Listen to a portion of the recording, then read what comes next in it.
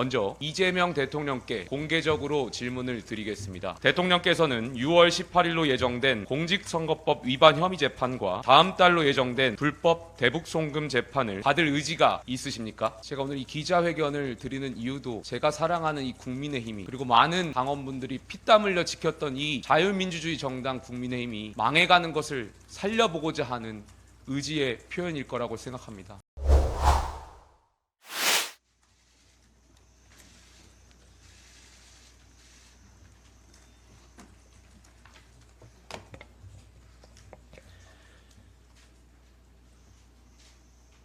존경하는 국민 여러분, 사랑하는 당원 동지 여러분, 국민의힘 비상대책위원장 김용태입니다. 오늘 저는 당을 살리고자 하는 간절한 마음을 담아서 이 자리에 섰습니다. 국민의힘이 겪고 있는 지금의 위기 상황은 비상계엄과 탄핵, 그리고 후보 선출 과정에서의 혼란과 정권 재창출 실패라는 연속적인 참담한 과정에 대해 당의 주체적인 대응을 요구하고 있습니다.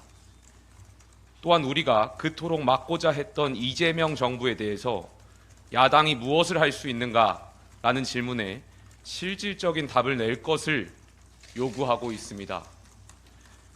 후자의 문제부터 말씀드리겠습니다. 먼저 이재명 대통령께 공개적으로 질문을 드리겠습니다. 만인은 법 앞에 평등합니다. 대통령은 취임 전 진행되어 온 재판을 면제받기 위한 자리가 아닐 것입니다. 대통령께서는 6월 18일로 예정된 공직선거법 위반 혐의 재판과 다음 달로 예정된 불법 대북송금 재판을 받을 의지가 있으십니까? 다음으로 민주당의 질문을 드리겠습니다. 마찬가지로 만인은 법 앞에 평등합니다.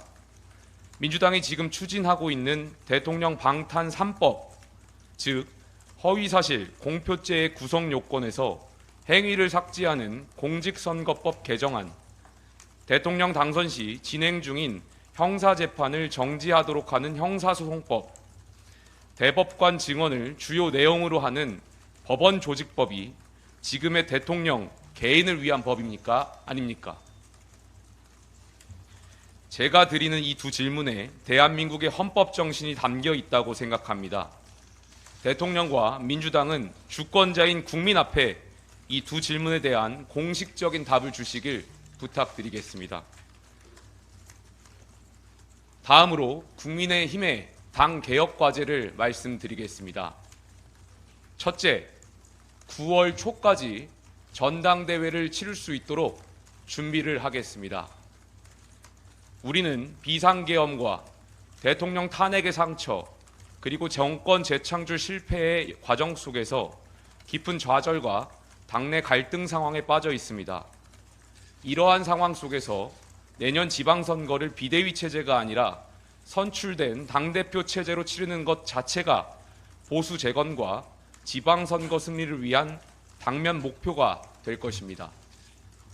둘째, 당내 탄핵 찬성 세력과 탄핵 반대 세력 간의 갈등 관계를 근본적으로 해소하기 위해 대통령 탄핵 반대 당론 무효화를 추진하겠습니다.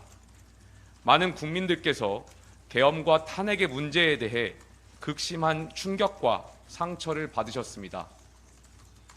한편으로는 정치 문제를 군대를 동원해 해결할 수 없다는 원칙과 다른 한편으로는 헌정사에 또 한 번의 탄핵이 있어서는 안 된다는 우려 속에 대통령 탄핵에 대한 입장도 나누어 반목하게 되었습니다.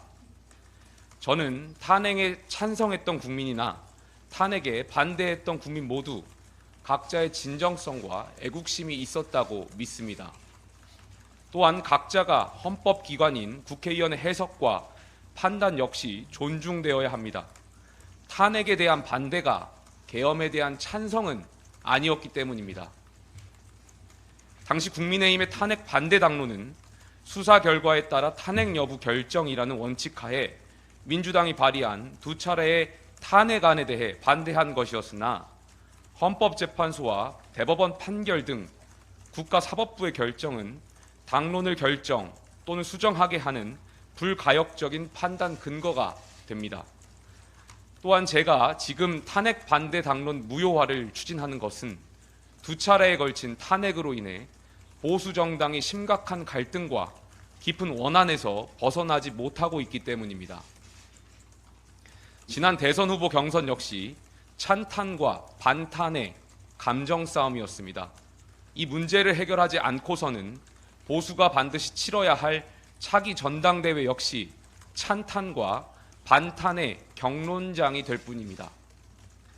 탄핵의 강을 넘지 못하는 보수에게 공존과 통합은 없으며 다양성을 창조의 에너지로 승화시키지 못하는 보수에게 미래는 없습니다.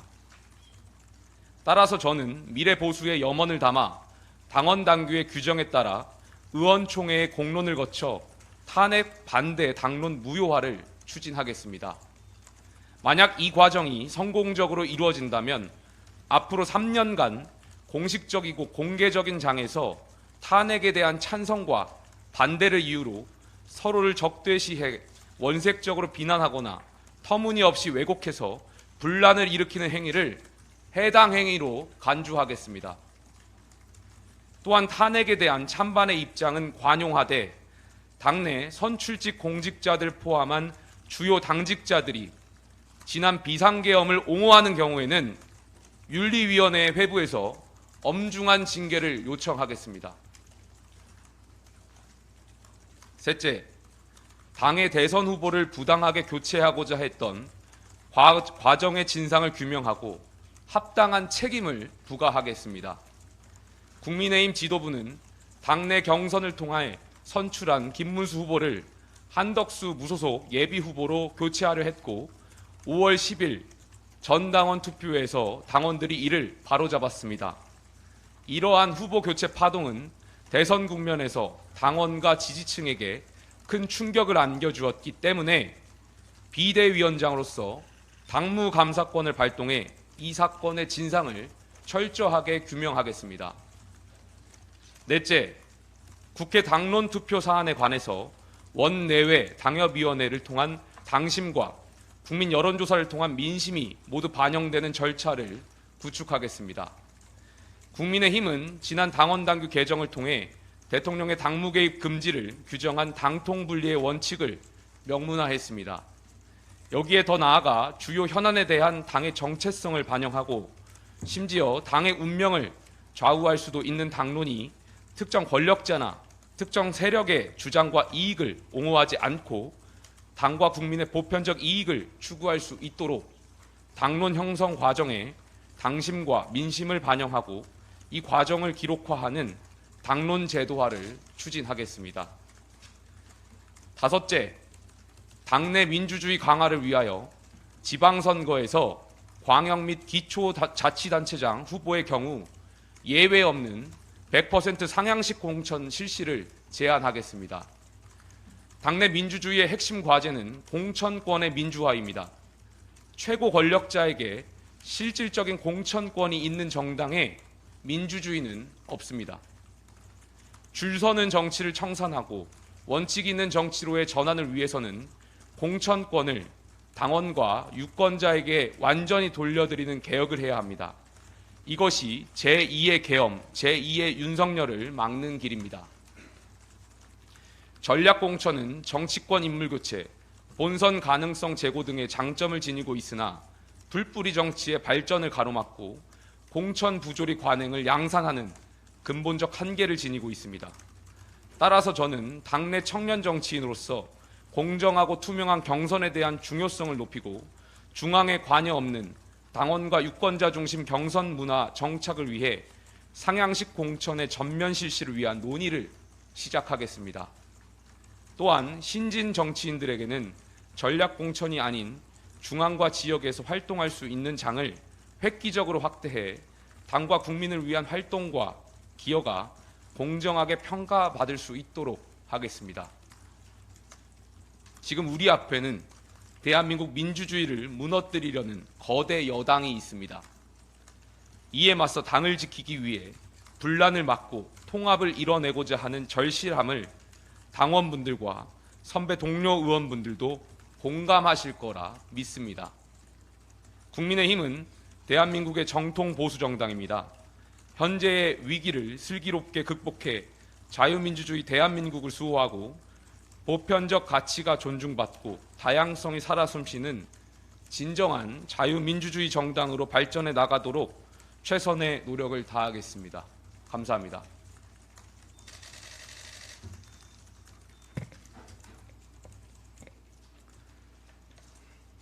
질문 있으시면 질문 몇 가지 받겠습니다.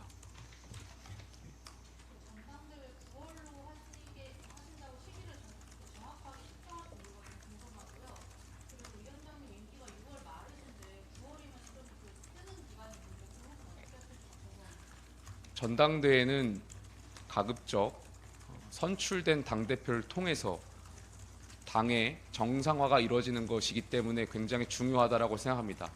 빨리 치러지는 것이 중요하다고 생각합니다. 다만 당내 민주주의를 정착시킨 다음에 실시하는 것이 당의 혼란을 막고 자유민주정당으로 거듭하는 길이라고 생각이 듭니다. 전당대회의 시기 결정은 비상대책위원회의 의결사항임을 다시 한번 말씀드리겠습니다. 네, 대선 후보 교체 시도에 대해서 책임을 지고 그때 권영세 비대위원장이 사퇴를 했었는데 추가로 어디까지 책임을 부과할 생각이신지, 또 합당한 책임이라는 건 구체적으로 뭘 의미하는 건지 묻겠습니다. 지금 여러 언론들에 따르면 후보 교체 과정에서 여러 가지 진상들이 밝혀지고 있습니다. 그 진상 전반에 대해서 당무감사권을 발동해 많은 당원분들께 이 사건의 진상을 명명백백하게 밝히고 그 과정에서 책임져야 할 부분이 있다면 당원 당규 절차에 따라 진행할 수 있도록 하겠습니다.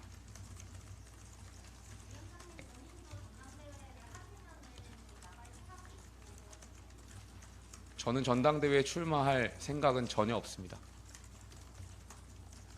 지금 제가 오늘 이 기자회견을 드리는 이유도 제가 사랑하는 이 국민의힘이, 그리고 많은 당원분들이 피땀 흘려 지켰던 이 자유민주주의 정당 국민의힘이 망해가는 것을 살려보고자 하는 의지의 표현일 거라고 생각합니다. 앞으로 당을 살리기 위한 모든 조치를 강구하겠습니다. 비대위원들이 사의를 표명하시는데 지금 사퇴한 상황이신 건지 궁금하고요. 그리고 이게 비대위에서 의결 가능한지도 여쭙습니다. 비대위원들이 정치적으로 사퇴 선언을 한 것은 맞으나 여러 전례를 비추어 봤을 때 행정적 사퇴가 아니기 때문에 의결은 계속 진행 가능한 것으로 지난 의원총회에서 확인을 했습니다. 지난번에도 원내대표 선출을 위한 선거관리위원회 구성조차도 비대위의 의결 사항이었고, 지금 같은 상황에서 비대위의 의결을 받을 수 있다라는 말씀을 다시 한번 드리겠습니다. 또 한 번 더 나아가서 다시 한번 강조하겠습니다. 당을 개혁하고 당을 살릴 수만 있다면 당원 당규에 따라 비상대책위원장인 저에게 주어진 모든 다양한 권한들을 지금부터 검토하겠습니다. 네, 위원장님, 그 탄핵 반대 당론 무효화 뭐 이런 게 이제 개파 봉합하는 수순인 것 같기도 한데, 그 전당대회 관련해서는 또 친윤 친한 이렇게 나뉜다 이런 말도 있고, 하여튼 개파 갈등도 예상된다는 그런 것도 있는데, 이런 개파 갈등에 대해서 어떤 식으로 좀 봉합하실 생각이신지. 저희가 과거의 여당으로서 잘못했던 부분이 권력자에게 눈치 보고 줄 서는 정치를 해왔던 것입니다. 그 이유는 저는 권력자에게 공천권이 있었기 때문이라고 생각이 듭니다. 대통령이나 혹은 권력자에게 쓴소리를 했을 때 혹 공천 과정에서 좋지 않은 평가를 받지 않을까 하는 두려움이 저희 정당에는 오랫동안 있었습니다. 그렇기 때문에 다음 돌아오는 지방선거에서는 100% 상향식 공천을 기초단체장에 한해서 하는 것이 매우 중요하다고 생각이 듭니다. 지방 권력들이 그렇게 된다면 차기 전당대회에서 줄 서는 문화가 없어질 거라고 생각합니다. 이 역시 국민의힘을 당의 정상화를 이루는 하나의 조치라고 생각이 들고, 그러한 부분에서 기자님께서 우려했던 부분은 해소될 거라고 생각이 듭니다.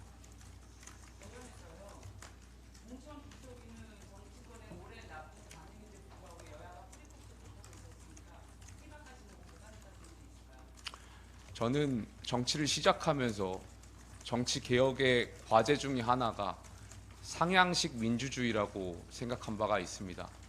공천 개혁을 이루는 것이 대한민국의 정치 개혁을 이루는 한 축이라고 생각이 들고요. 이 공천권이라는 것은 권력자가 행사할 것이 아니라 당원과 국민들께 돌려드려야 한다라고 생각합니다. 차기 지방선거를 비롯해서 앞으로 당내 주요 공천 과정에 상향식 민주주의가 정착할 수 있도록 저부터 노력하겠습니다.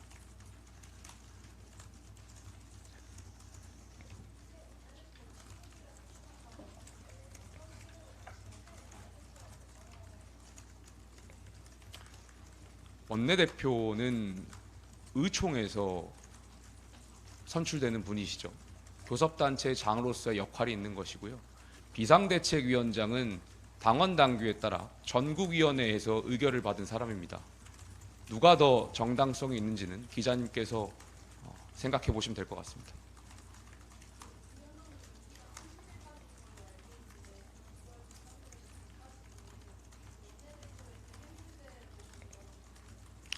제 임기는 개혁이 완수될 때라고 생각이 됩니다. 거듭 강조하지만 당을 살리고자 하는 그 절실한 마음에 오늘 섰습니다. 당을 살릴 수만 있다면 당원 당규에 따라 저에게 주어진 다양한 권한들을 검토하겠습니다. 질문 여기까지 하겠습니다.